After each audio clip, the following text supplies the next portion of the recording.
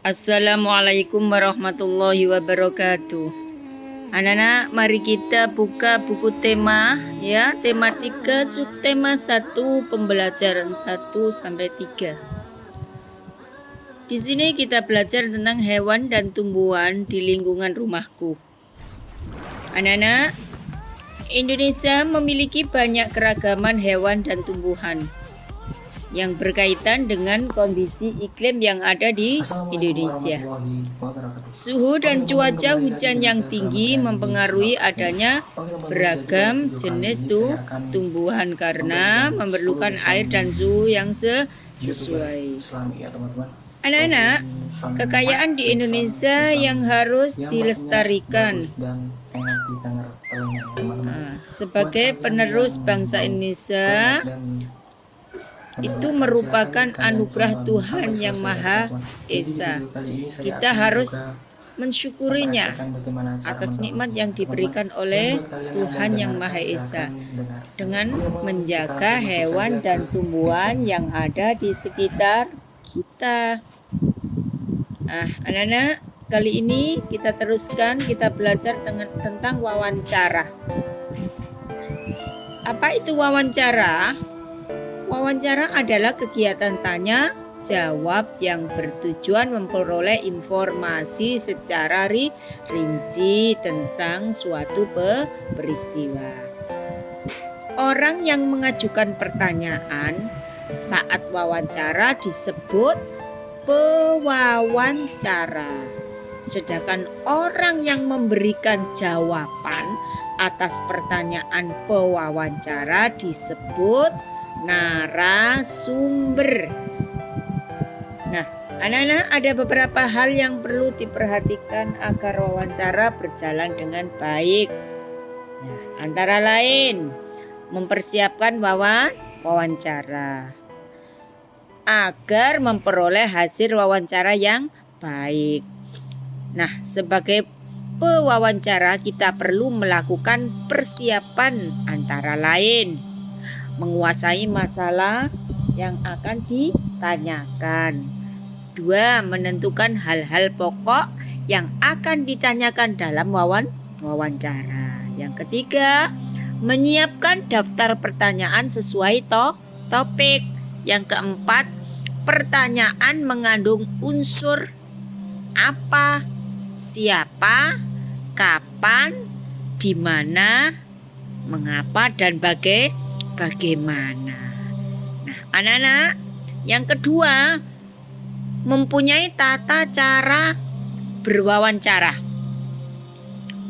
Nah, hal-hal yang perlu diperhatikan dalam berwawancara. 1. Harus menghubungi terlebih dahulu orang yang akan diwawancarai, baik secara langsung maupun dengan mendatangi orang tersebut atau melalui telepon. Nah, anak-anak, pastikan kesediaannya kapan atau di mana atau pukul berapa orang tersebut dapat diwawancarai. Yang kedua, persiapkan daftar pertanyaan sesuai topik yang dibicarakan. Yang ketiga, jelaskan terlebih dahulu identitas diri sebelum mewawancarai dan kemukakan tujuan wawancara. Yang kelima, persiapkan alat-alat yang dibutuhkan dalam wawancara. Apa saja kira-kira? Buku tulis, alat tulis, atau alat perekam pada saat wawancara. Nah, anak-anak, dengarkan keterangan ya dari narasumber dengan seksama. Usahakan tidak menyelah agar keterangan dari narasumber tidak terputus. Nah, setelah wawancara berakhir, jangan lupa mohon diri, ucapkan terima kasih dan permohonan maaf. Anak-anak, selanjutnya kita belajar tentang kerusakan lingkungan. Lingkungan merupakan segala sesuatu yang ada di sekitar kita dan mempengaruhi perkembangan kehidupan manusia, baik langsung maupun tidak langsung. Nah, Jika manusia tidak mampu mengelola lingkungan alam, maka akan terjadi apa, Nana? Pertama, menjadi kerusakan lingkungan karena faktor alam. Contohnya apa, Nana? Faktor alam. Beberapa peristiwa alam yang menyebabkan kerusakan lingkungan adalah gunung meletus, gempa bumi, dan angin topan. Banyak sekali ya, Nana, ya, faktor alam. Yang kedua, kerusakan karena faktor manusia. Beberapa kerusakan lingkungan yang terjadi karena ulah manusia antara lain terjadinya pencemaran banjir, tanah longsor, karena perbuatan manusia yang dapat menyebabkan kerusakan lingkungan. Kira-kira contohnya apa, Nana? Penebangan hutan secara liar atau penggundulan hutan, perburuan liar di hutan, penimbunan rawa-rawa untuk pemukiman, atau membuang sampah sembarangan. Anak-anak, itu adalah termasuk kerusakan lingkungan karena faktor manusia. Anak-anak, selanjutnya kita belajar tentang karakteristik ketampakan alam dan pemanfaatannya. Ketampakan alam atau disebut juga bentang alam adalah segala sesuatu yang ada di permukaan bumi, baik di darat maupun di laut, yang terbentuk secara alami. Pada dasarnya, ketampakan alam dibagi menjadi dua bagian, anak-anak, yaitu ketampakan alam wilayah daratan dan ketampakan alam wilayah perairan. Nah, anak-anak, ketampakan alam wilayah daratan di Indonesia adalah sebagai berikut. Dataran rendah. Anak-anak, dataran rendah adalah daerah yang relatif datar dan memiliki ketinggian kurang lebih dari 500 meter di atas permukaan laut. Yang kedua, dataran tinggi. Apa itu dataran tinggi, anak-anak? Daerah yang relatif datar dan memiliki ketinggian lebih dari 500 meter di atas permukaan laut. Yang ketiga, pantai. Apa itu pantai? Pantai adalah daratan di tepi laut. Biasanya bentuknya yang landai dan terjal. Pantai terbentuk karena adanya pengaruh gerakan air laut. Nah, anak-anak, itulah pembelajaran 1. Kita lanjutkan pembelajaran 2. Tentang hak dan kewajiban dalam memanfaatkan tumbuhan. Anak-anak, tumbuhan memiliki banyak manfaat bagi kehidupan manusia. Selain sebagai makanan, tumbuhan juga bermanfaat sebagai penghasil oksigen. Setiap manusia memiliki hak untuk menikmati. Nah, manfaat tumbuhan, setiap manusia juga memiliki kewajiban menjaga dan merawatnya. Cara merawat tumbuhan agar dapat tumbuh subur. Pertama, kita potong rumput. Ya. Yang kedua, membasmi hama yang ada pada tanaman. Yang ketiga, memberi pupuk dengan rutin. Yang keempat, menyiram setiap hari. Yang kelima, merapikan daun dan batang tanaman. Nah, manusia juga wajib memanfaatkan tumbuhan dengan bijak. Salah satunya dengan tidak membuang makanan sembarangan. Kita lanjutkan, anak-anak, pembelajaran tentang karya seni kolase. Nah, karya seni kolase adalah karya seni tempel yang tersusun dari berbagai macam bahan yang ditempel pada permukaan, contohnya foto. Kolase termasuk karya seni 2 dimensi. Bahan untuk membuat kolase dapat berasal dari alam atau berupa bahan olahan.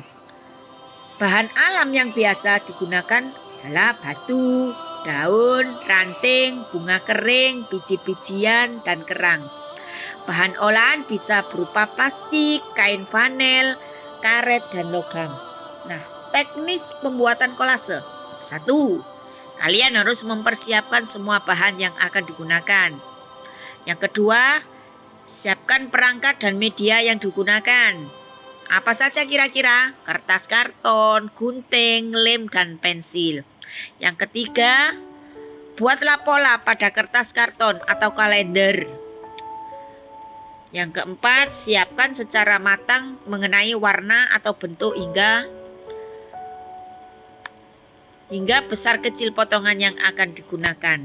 Yang kelima, guntinglah semua bahan sesuai kebutuhan. Yang keenam, berilah lem semua bahan yang akan ditempel. Yang ketujuh, tempelkan semua bahan dan tersusun secara rapi agar terlihat indah dan menarik. Nah, anak-anak mengenal bagian-bagian tumbuhan, ya. Kalian harus mengenal bagian-bagian tumbuhan, ya. Tumbuhan memiliki bagian-bagian utama yaitu daun, batang, akar, dan buah. Nah, setiap bagian dari tumbuhan tersebut memiliki fungsi yang berbeda. Pertama, akar. Akar adalah bagian tumbuhan yang tertanam dalam tanah. Berfungsi untuk menyerap air dan mineral serta mengukuhkan tumbuhan. Yang kedua, batang. Fungsinya sebagai tempat munculnya daun, bunga, dan buah. Di samping itu, batang juga berfungsi untuk mengedarkan mineral dan airnya diserap akar serta zat makanan atau hasil fotosintesis ke seluruh bagian tumbuhan. Yang ketiga, daun. Daun merupakan salah satu bagian tumbuhan yang sangat penting. Daun berfungsi sebagai tempat membuat makanan. Yang keempat, bunga. Bunga merupakan bagian tumbuhan yang sangat menarik sehingga mengundang serangga dan kupu-kupu untuk membantu penyerbukan bunga. Nah, fungsinya sebagai alat perkembangbiakan. Yang kelima, buah dan biji.